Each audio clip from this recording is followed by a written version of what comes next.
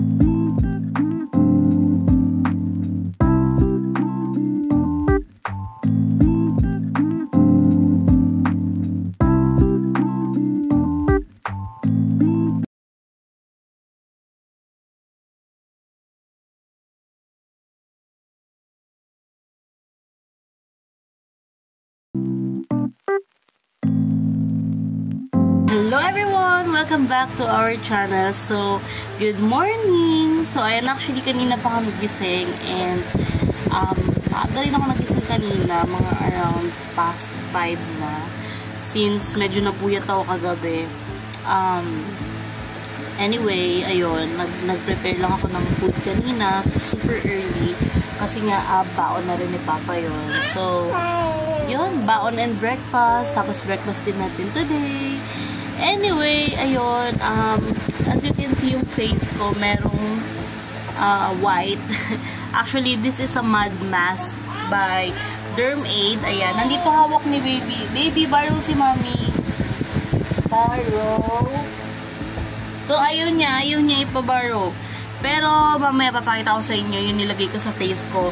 As you can see guys, sa mga vlogs ko, ilang araw na rin na yung pimples ko is Gina G. Kumbaga galit na galit kasi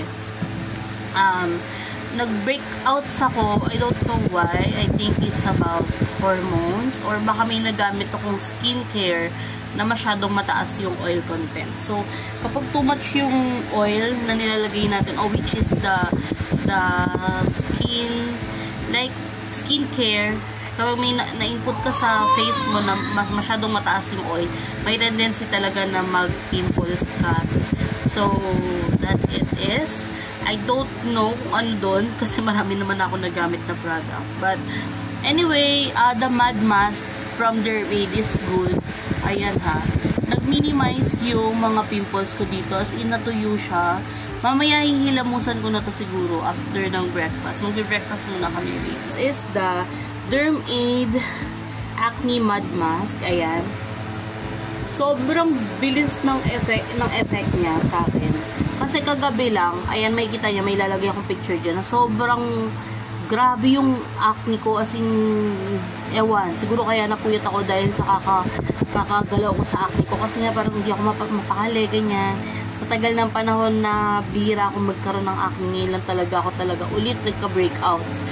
So, siguro for the longest 2 years, yung acne ko, 1, 2, yun lang. Pero yung ganito, as in lahat, ang dami. Ngayon na lang ulit. And I'm just thankful with this Dermaid Acne Mud Mask. So, if you're looking for solution para sa inyong pimples, this product is highly recommended. Hindi ko siya nare-recommend dahil sponsor, dahil alam niyo yun, dahil sponsor, dahil alam niyo na, pero nire-recommend ko siya dahil talagang napatunayan ko na effective siya. Kasi look guys, talagang nagtuyo siya. Nagtuyo. Kagabi yung na-feel ko sa kanya, parang binabanat yung mukha.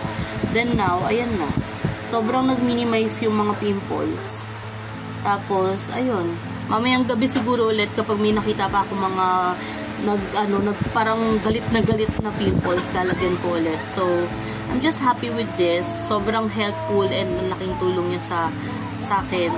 Siyempre, as a UGC creator or content creator, influencer, and all, is kailangan natin maging presentable, lalo na yung face natin. But sometimes, hindi maiwasan dahil we have breakouts sometimes.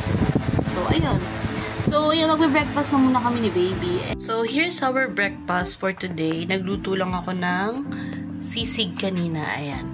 Medyo light yung sisig kasi, ewan, I don't know, baka dahil sa camera. Pero dahil siguro sa mayonnaise din kasi marami ako nilagay na mayonnaise. Let's eat, guys! Breakfast. Munti ko na naman makalimutan. Buti na lang, naalala ko. And I'm just focusing on myself. Focusing on myself. I mean, parang binabantayin ko yung mga, ano bang kulang, ano bang mali. Ano yung hugot. Anyway, yun nga, kasi gagawa ulit ako ng chia seed drink. So, before we start our breakfast, so we need to drink chia seed first. So, gagawa na muna ako. So, ayan. Sinasabi ko nga sa inyo, yung pag-inom ng chia seed is 1 times a day lang naman with 1 cup of water. 1 glass of water with 2 tablespoons of chia seed. Then, we need to, to rest this for 5 minutes para mag-evaporate yung mga chia seeds. Kasi lumalaki yan. Parang nagiging jelly siya. Anyway, ayun. After 5 minutes, inumin ko na to syempre. Paubos na rin yung chia seed ko. So, kailangan ko na rin bumili ulit. Umorder. So, guys, if baka may chia seed kayo dyan, baka naman, baka naman. Anyway, yun, magpe-prepare na muna din ako ng food while hinihintay ko tong mag 5 minutes. So, ayan. This is super healthy drink, yan. If you are gusto mo mag-start ng healthy life journey mo, this one is great. Ito yung una mong gawin, uminom ng chia seed dahil it will help your blood pressure, heart, and many more. So, this is great. Bata po dito na parang taga-China. Ang hilig sumiksek sa mga gilid ng kama.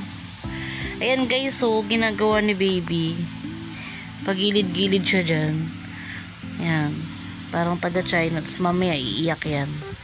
AJ, lika na, nakakailang kuha na ako sa kanya. Ganyan ginagawa niya. Parang sinasabi niya, Mami, kaya ko na sarili ko. Mami, huwag ka mag-alala. Makarunungan na.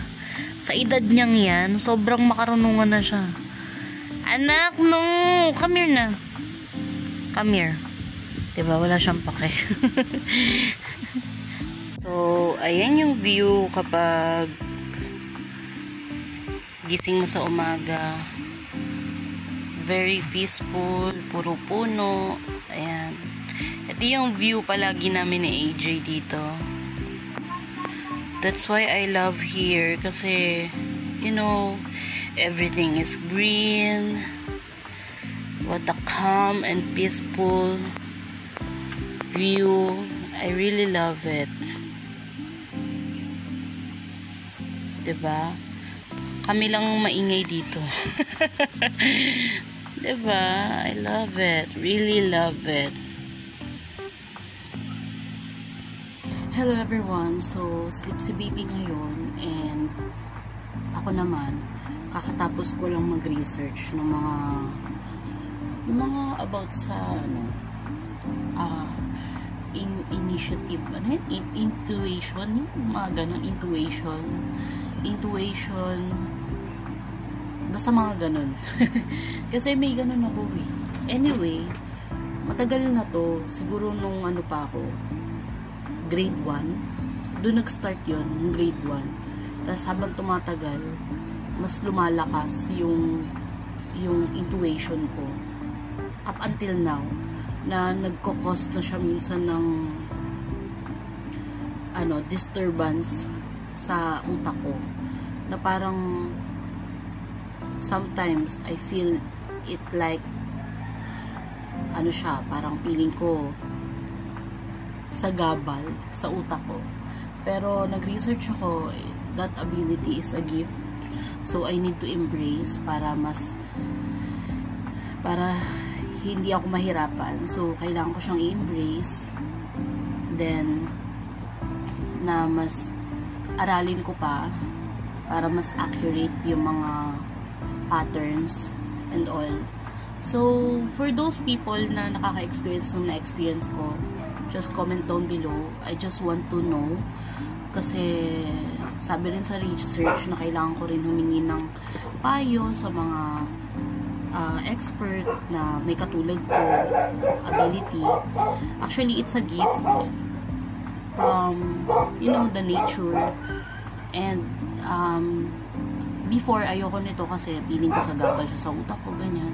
Pero ngayon kasi, the more din kasi na nilalabanan ko, the more din na, siya, kusa talaga siya.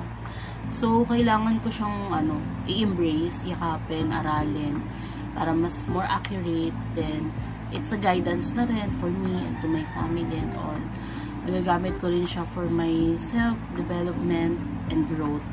So, happy naman ako to have this kind of ability since marami siyang magandang itutulong sa akin, sa family ko, and it will be guidance for me. So, mas maintindihan ko yung sarili ko. So, ngayon, mas aaralin ko siya, mas iintindihin ko pa. Kung before, naiinis ako dahil may ganito ako, ngayon hindi. Siguro, more on, tatanggapin ko siya. Syempre, hindi man agad-agad, pero unti-unti. Kasi, sobrang dami ko rin naman ginagawa sa buhay ko. Tapos, ito dumagdag pa tong, yung gifted power ko na intuition. Anyway, happy ako to have this. And sobrang lawak pala niya. Sobrang daming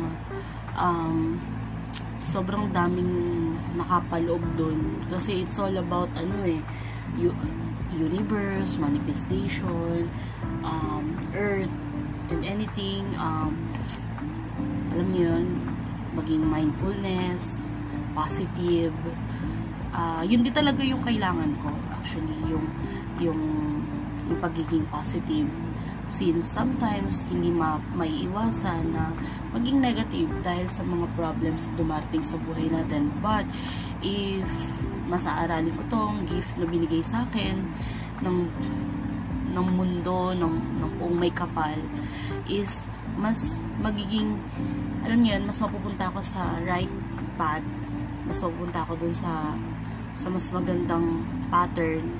So, yung magiging decisions natin in life is hindi na siya magiging wrong, or nobody is perfect, but yun, katulad ng sinabi ko, kailangan ko pa siyang aralin. And ayun, sobrang nahihirapan ako sa ganito kasi sa tagal lang panahon, like for over 10 years may ganito ako. Ngayon ko lang din naisipan na aralin, na mas mabusisiin kung paano.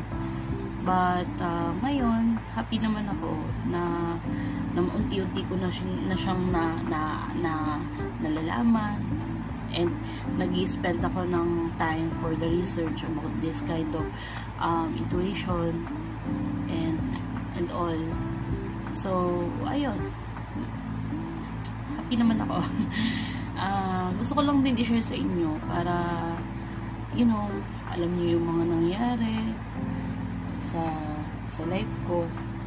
Tapos, kung may mga tao din na kaparehas ko, na andito pa ako sa part na sobrang gulong-gulo pa din ako. Hindi naman sobra, siguro 50%, pero medyo magulo pa rin. Pero along the way, syempre kailangan nga natin aralin. So, ayun, it takes time.